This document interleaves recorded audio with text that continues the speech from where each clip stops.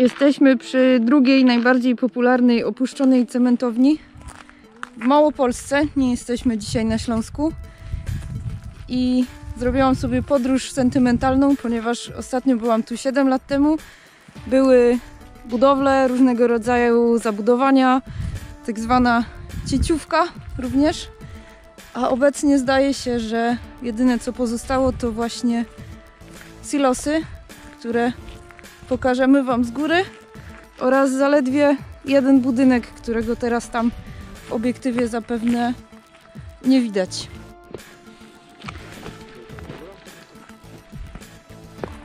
Spróbuję się dostać ile się da, potem zobaczymy. Tam chyba jakiś pijany miejscowy mówi, że zamierza dołączyć. Nie ma problemu. Uwaga na dziury, oczywiście. Okej. Z gracją Kubusia Puchatka się wdrapuje.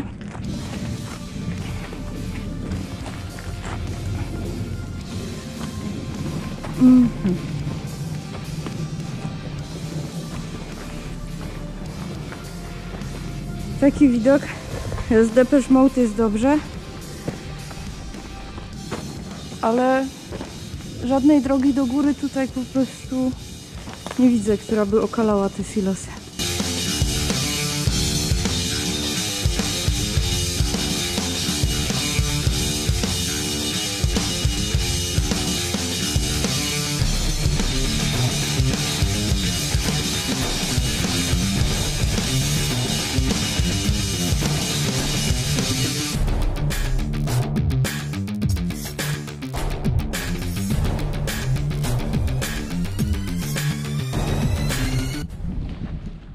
Aż ciężko uwierzyć, że historia tego zakładu sięga końca XIX wieku, czyli 1885 roku.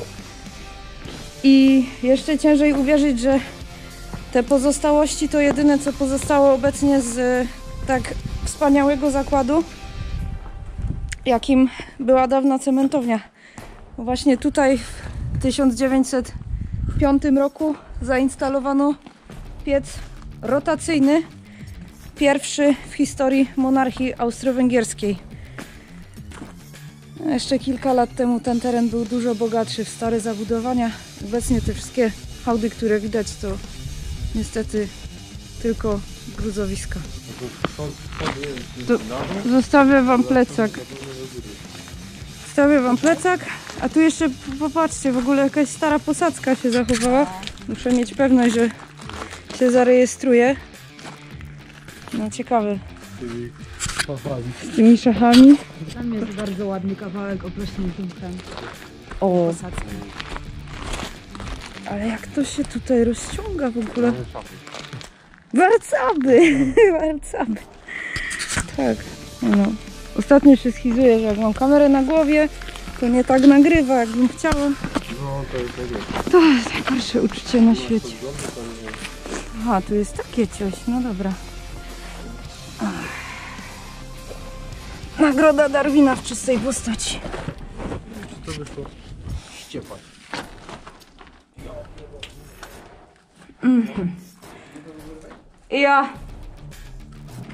No powiem Wam tak. Mądra Asia stwierdziła, że będzie na zewnątrz, to nie bierze doświetlenia. No cóż, trzeba się doświetlić.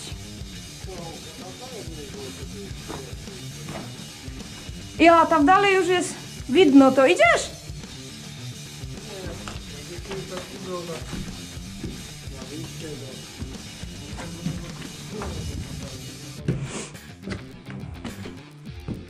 Ja naprawdę czasem czuję, że nagroda Darwina to moje przeznaczenie. Tu byliśmy. Znaczy tak. Schody wyglądają mimo wszystko dosyć solidnie. Podkreślam, mimo wszystko.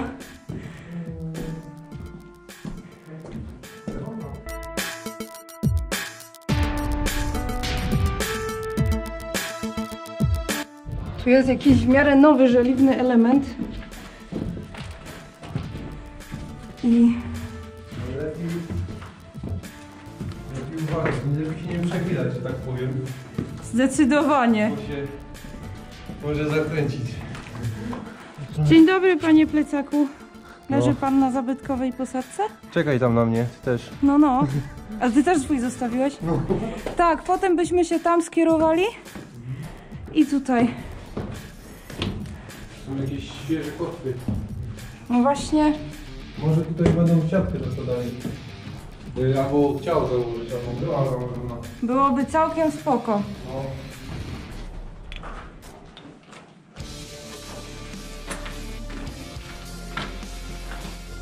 Aha. Te schody są fajne, Są mega stabilne, nie? są mega stabilne Ale jak patrz, lepiej i nie patrzeć w dół, bo się Nie zesramy się. To będzie taki typowy film na naszym kanale. Nagrywasz to też? Ja to cały czas nagrywam, bo wiesz, to jest taka typowa produkcja. Nie, tam nie ma sensu iść. Przecież to niebezpieczne.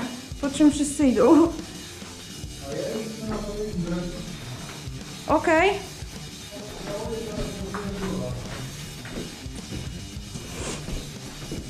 Już idę.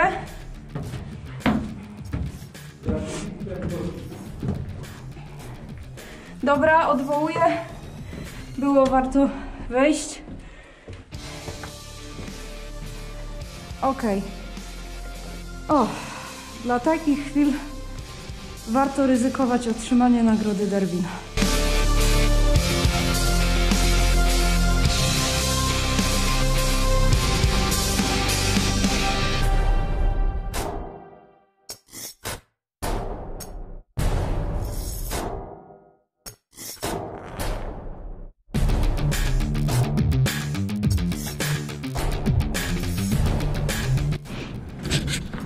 Tu jest horrendalny spadek.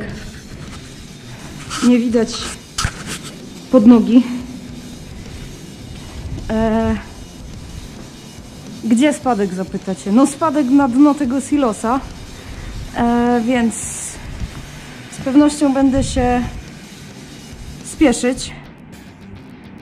Jeżeli pamiętacie poprzedni odcinek, to pamiętacie, jak Sebek wszedł na szczyt elewatora węglowego. Stary, wiem, jak się czułeś. Szacun dla ciebie. Mi się też zdarza wchodzić w takie miejsca. Nie wiem, różne mam dni. Tutaj też w sumie po drodze miałam takie myśli. Przepraszam w ogóle za to focenie, jak mówię i jak wam pokazuję. Ale chciałabym uniknąć konieczności wracania się.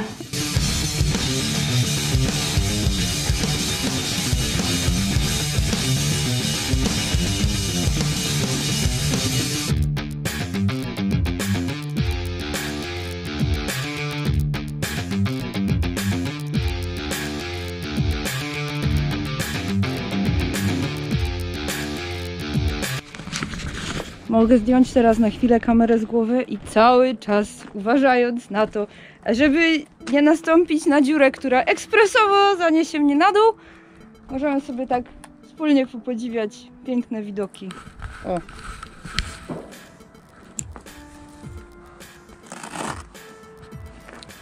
To jest historia przemysłu austro-węgierskiego, która zmarła.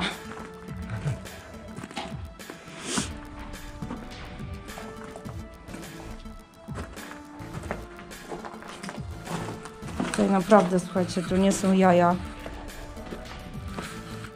I absolutnie nikomu nie polecam powtarzania takiej wyprawy. Macie film? Obejrzcie sobie film, bo tak jest. I może z was zostać marmolada, a tego bym bardzo nie chciała.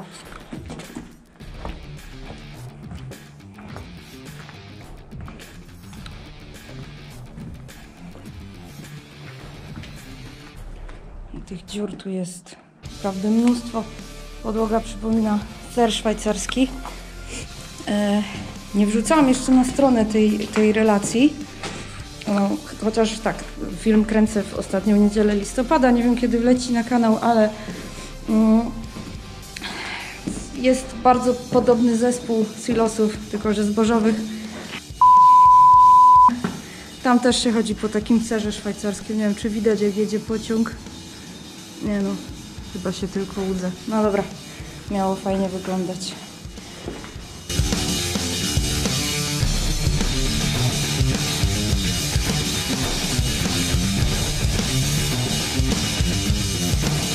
Okej, myślę, że już tutaj mam dosyć dobrych ujęć, żeby Wam pokazać. O, tam Grzegorz robi relacje z drona. I gdzie teraz? No kiedyś ten kompleks był, tak sobie pozwolę kamerę zdjąć, a może ja Wam tu opowiadam. Kiedyś ten kompleks był znacznie bardziej rozłożysty, można by powiedzieć. Chodziło się od zupełnie innej strony. I było czuć magię tych ruin XIX-wiecznego zakładu. Dzisiaj właściwie pozostała nostalgia.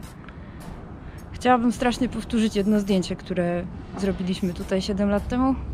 Czy się uda? To się okaże. I powoli droga na dół. A jak droga na dół, to niekoniecznie musi oznaczać dla Was teleport. Możecie mi potowarzyszyć. A, exit, no tak. Jakże mogłam tego nie zauważyć.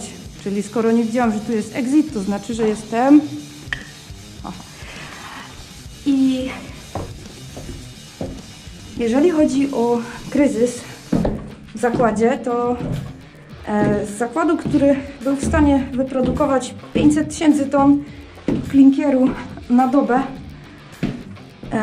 w II wojnie światowej w tych czasach zrobił się zakład, który przeżywał ogromny kryzys.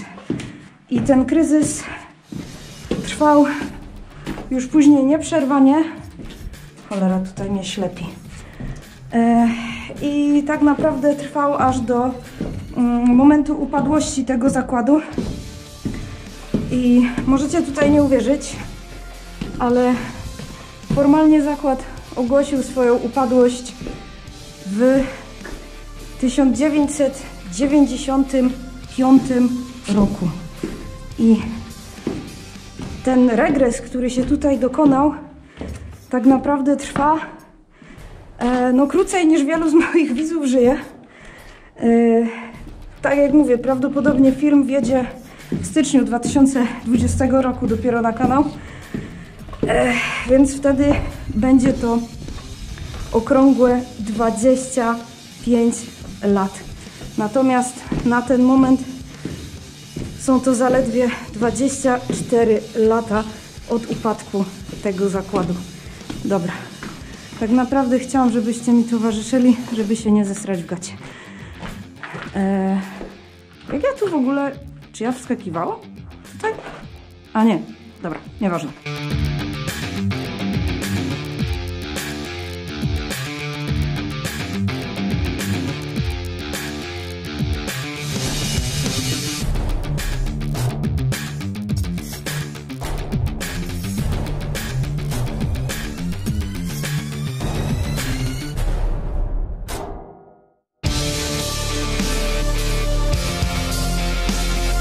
Powiem Wam, że jak teraz myślę, że byłam tam na samej górze, to i tak nic, tylko się faktycznie zesrać w te gacie.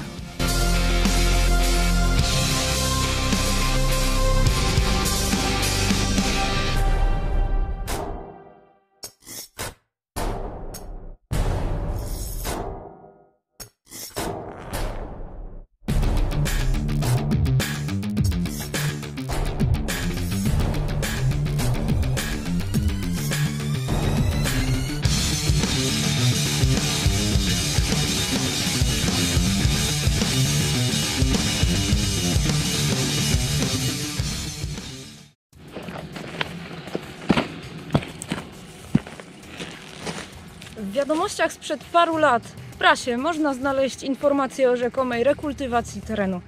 Ciężko mi ten proces, który tutaj obserwuję, nazwać rekultywacją. Tym bardziej, że tak naprawdę newsy, o których mówię, są nawet rok czy dwa starsze niż moja ostatnia wizyta w tym miejscu.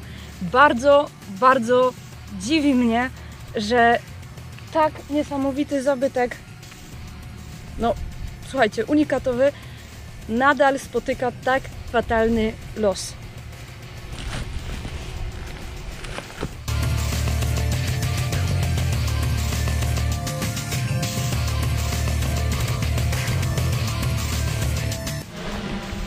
Totalnie smutne jest też to, że obecnie kręcąc te ujęcia ze statywu posługuję się gruzami budynków, do których wchodziłam podczas mojej ostatniej wizyty w maju 2012 roku. Dla porównania dam Wam w opisie tego filmu poniżej linka do relacji z tego miejsca, którą wrzuciłam na stronę już jakiś czas temu z genialnymi fotografiami właśnie z tamtej wyprawy autorstwa Michała Machalskiego.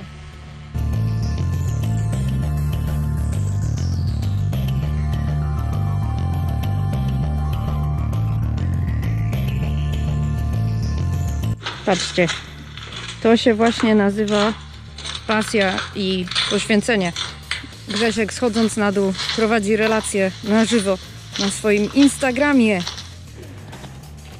A jeszcze ostatni punkt wycieczki przy silosach, czyli silos. I tutaj, moi drodzy, kurde, nie lubię jak mi się ta kamera tak ślizga. Więc ją ściągnę z głowy. Zmieniłam ostatnio odżywkę do włosów. I to jest za śliska. Aha. I tu jest coś takiego. Słyszałam kiedyś, czytałam właściwie w gazecie, że chyba w jednej z takich piwnic właśnie. Ej, zaraz, to nie jest piwnica, tu jest silos.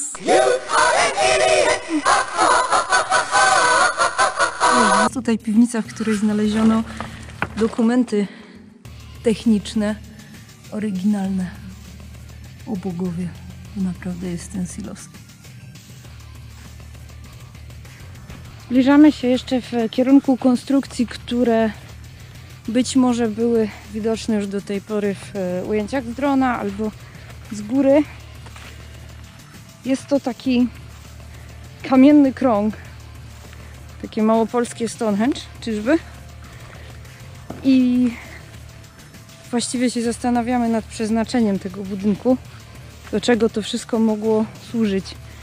Jest tutaj jakiś budynek techniczny, może sobie tam pozwolę wejść, ale najpierw podejdę sobie pod te kręgi właśnie. Wygląda to jak taki parking zbudowany w stylu brutalistycznym. Jakby do Brutala 32 w Katowicach, słynnego ostatniego Brutala Katowic, dobudować arenę? Dobra, jednak nie jak parking. Nie no, szczerze mówiąc to jak teraz tutaj weszłam do środka, tak sobie pomyślałam, ale mogę się mylić, że mógł tutaj stanąć kolejny silos? Może? Coś w tym stylu? Bo konstrukcja wygląda ewidentnie na niedokończoną. Wygląda to tak, jakby tutaj były jakieś właśnie podstawy, fundamenty. Zaś tutaj, jak widzicie, całość okala krąg.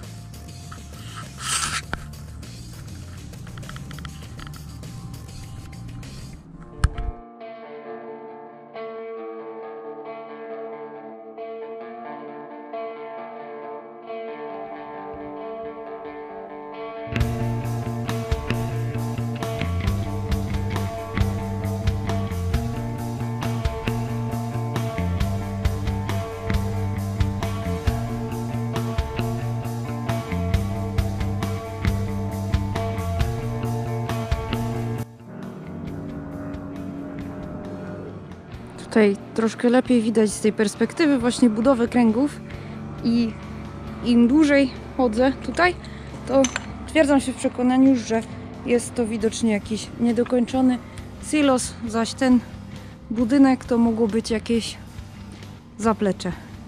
No musimy pamiętać, że w czasie II wojny światowej produkcja klinkieru tutaj znacząco spadła. Wycofano po prostu do maksimum, ograniczono tą produkcję na rzecz głównie dolomitu hutniczego. I ponieważ realia wojny rządzą się swoimi prawami, mogło być teoretycznie tak, chociaż w żadnych źródłach nie znalazłam niczego takiego, że z racji zaprzestania niemal całkowitego produkcji klinkieru zdecydowano się porzucić budowę jednego z takich kolosów. Zobaczcie sobie, jak wysoko sięga sama ta podstawa, powiedziała Asia, trzymając kamerę w dół. Jakie to mogło być wszystko monumentalne.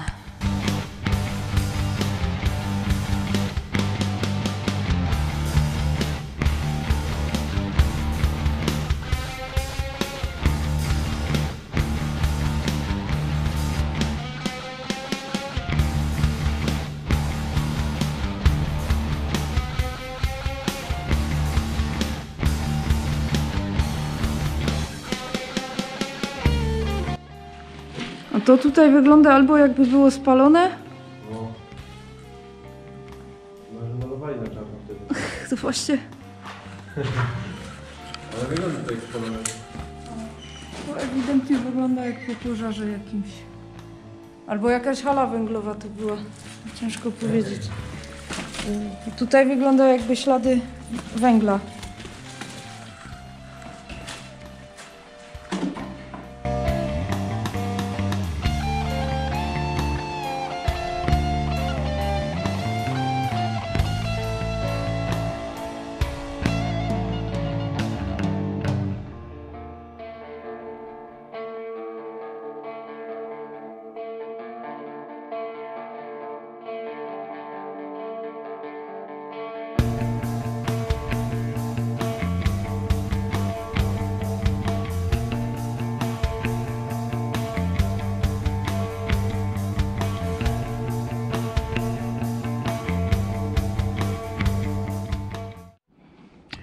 No to prawdopodobnie ostatni ocalały obiekt na tym terytorium.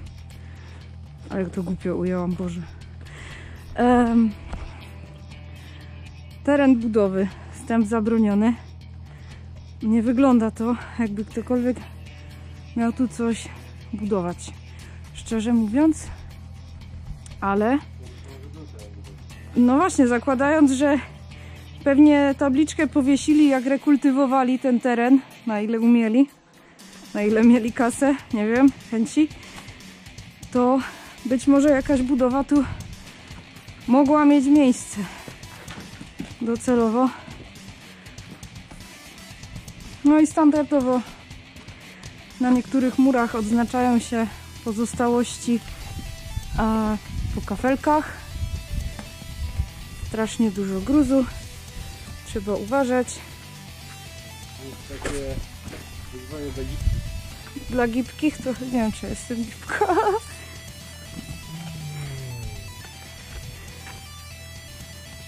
Aha. No.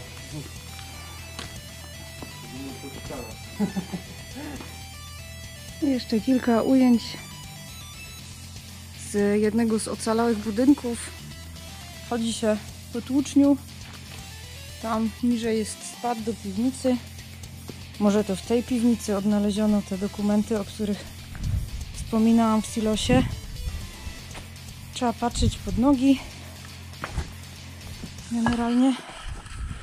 I tutaj się ostało coś ciekawego. Trochę mi przeszkadza w chodzeniu telefon, który mam w kieszeni. No i oczywiście tego typu niespodzianki. I tego typu.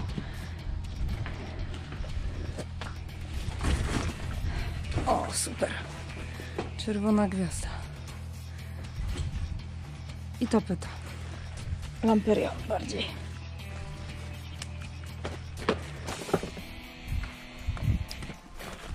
Tu mamy jakieś pozostałości łaźni nawet.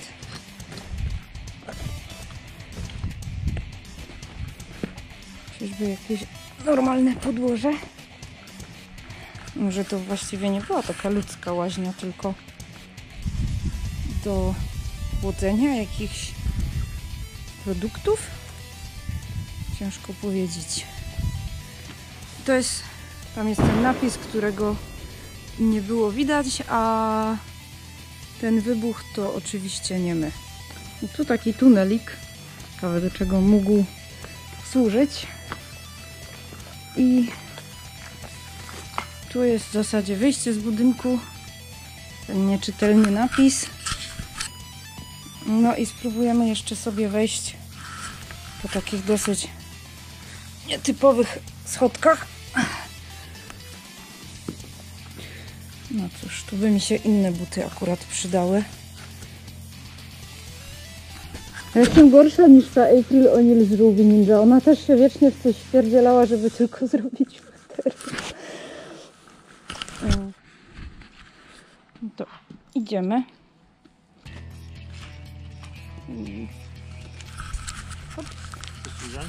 Tak, jakby telefon mógł wziąć. On mi tak przeszkadza w tej kieszeni, że to jest po prostu Amba Fatima. Dzięki. A zaś jak go dam do plecaka... O Boże.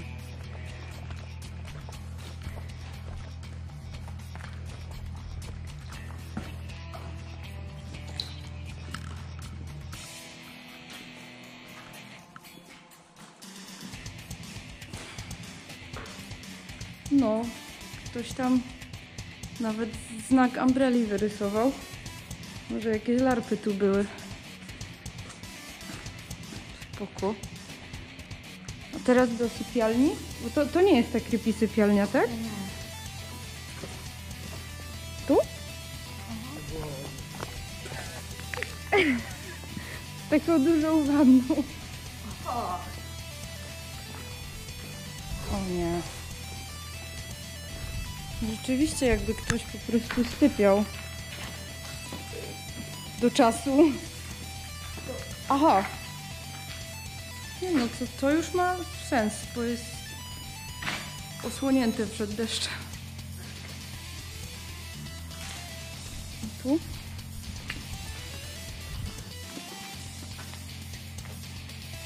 I tu już dosłownie nic. No okej, to chyba tyle, bo ten dawny budynek, przez który kiedyś tam właśnie wchodziłam, to nie widzę go. Może go naprawdę już nie ma.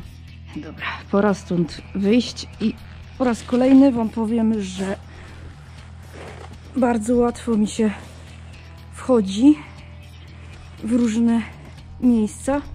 Natomiast ze schodzeniem jest, jak widać, na ile to jest stabilne, czy mnie utrzyma. A boż, gdzie jakiś pijak. No w sumie to jest dobra miejscówka, żeby się napić. I zwykle dlatego właśnie w takich miejscach jest dużo butelek. I ostatnie ujęcia na pozostałości. No przyznam szczerze, że jak ostatnio byłam tutaj, to chyba było to bardziej stałe. Zawalone, ale takie o szerszej powierzchni.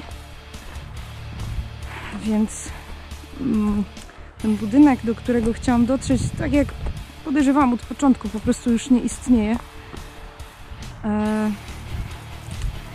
Chociaż strasznie mnie kusi, żeby jeszcze spróbować podejść, zobaczyć na własne oczy, bo często logika coś nakaże, a potem się okazuje, że jednak się myliliśmy. No, ładne drzewka. Jak okiem sięgnąć, tam już nic nie ma. No ale jeszcze tutaj kilka fot i spróbuję się przedrzeć w tamtą stronę. I tutaj, moi drodzy, odpowiedź na moje pytanie, które nurtowało mnie od początku przybycia w to miejsce. Jak widzicie, lej, który pozostał po budynku, jest okrągły, z pewną centralizacją ruin, ponieważ po prostu tutaj dawniej stał imponujący okrągły budynek. I zobaczcie, jak wyglądał wtedy. Tak wygląda teraz.